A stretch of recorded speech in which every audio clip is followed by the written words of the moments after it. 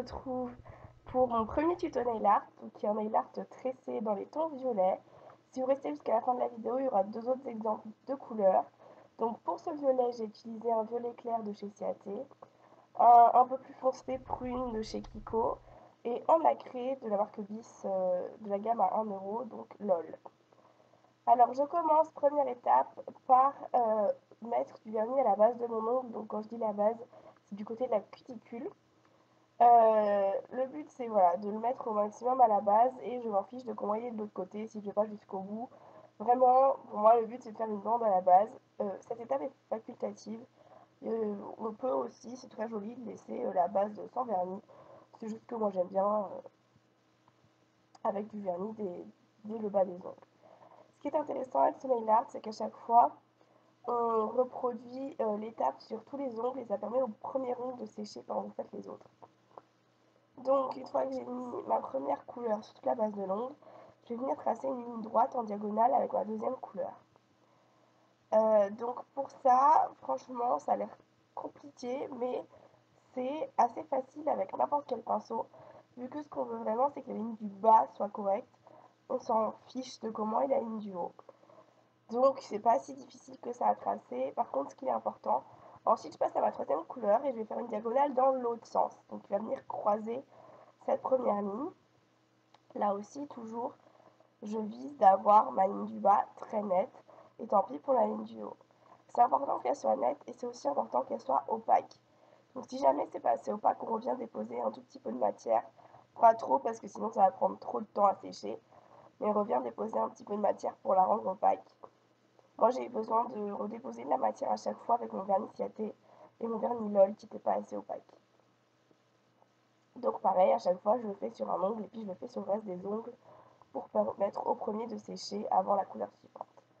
Donc ensuite je reprends ma première couleur et je viens la tracer, placer une bande en parallèle à ma première bande, donc à mon violet foncé. Ensuite je prends ma deuxième couleur et je viens tracer une bande en parallèle à ma deuxième bande. Pour savoir l'ordre des bandes, simplement c'est une fois à gauche, une fois à droite et on alterne les trois couleurs toujours dans le même ordre. Vous devez toujours avoir, si vous avez mis par exemple la couleur foncée un moment à gauche, la fois d'après elle doit être à droite. Si vous la mettez deux fois à gauche, c'est que vous vous êtes emmêlé les pinceaux. Et on continue comme ça, en alternant les bandes parallèles jusqu'au bout de l'ongle. Toujours le but c'est d'avoir la bande la plus nette possible en bas et on s'en fiche d'en haut. Moi je monte jusque tout en haut de l'ongle, c'est-à-dire que je fais une bande très fine tout en haut, parce que ça me permet de mettre du vernis sur la tranche et le vernis tient beaucoup mieux comme ça. Ce qui est très important à la fin de ce nail art, c'est d'attendre un petit peu avant de mettre le top coat.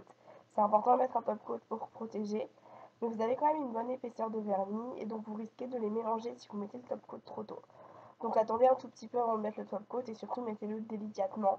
N'en prenez pas un trop pâteux ou il faudra appuyer avec le pinceau, prenez-en un assez liquide, assez léger qui va se mettre tout seul. Et moi j'aime beaucoup mettre du sèche-vite sur cette manucure parce que sinon elle prend un temps fou à sécher et vu qu'il y a une bonne épaisseur de vernis, c'est pas, on le sent pas sur l'ongle, c'est pas dérangeant, mais en soi il y a quand même une épaisseur de vernis, surtout au bout de l'ongle. Donc si on met pas quelque chose qui permet de sécher vite, généralement on ruine la manucure avant qu'elle soit sèche. Moi-même quand j'ai fait ce nail art, j'ai fini par la ruiner sur un de mes doigts avant qu'il soit sec, même en mettant du sèche-vite. Donc au moins vous êtes prévenus.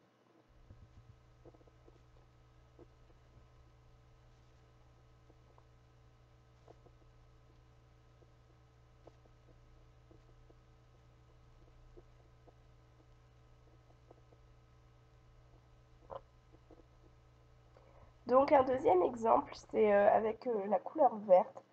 Donc pour faire ce nail art, on utilise toujours un camailleux de couleur, mais j'avais pas trois verts. J'en avais que deux, donc j'ai pris un doré, c'est une astuce. Si vous avez que deux couleurs dans les mêmes tons, ben prenez un doré ou un argenté pour faire la troisième couleur. C'est très joli, et moi je conseille toujours de prendre deux vernis laqués et un vernis nacré, ça donne du relief à la manucure. Donc je suis venue prendre un vernis doré de chez Sephora, un vernis vert clair de chez Ciaté et un vernis vert un peu plus foncé de chez Avril. Donc comme tout à l'heure avec ma couleur la plus foncée, la plus claire, je viens la placer à la base de l'ongle. C'est pas obligatoire que ce soit la plus claire, c'est juste que moi j'ai décidé de faire comme ça. Vous pouvez choisir l'ordre de vos couleurs du moment que vous le gardez jusqu'à la fin. Ensuite, je viens mettre ma première bande de doré en diagonale, ma deuxième bande de vert qui recoupe la première, et je refais des bandes parallèles jusqu'au bout de l'ongle en respectant l'ordre de mes couleurs.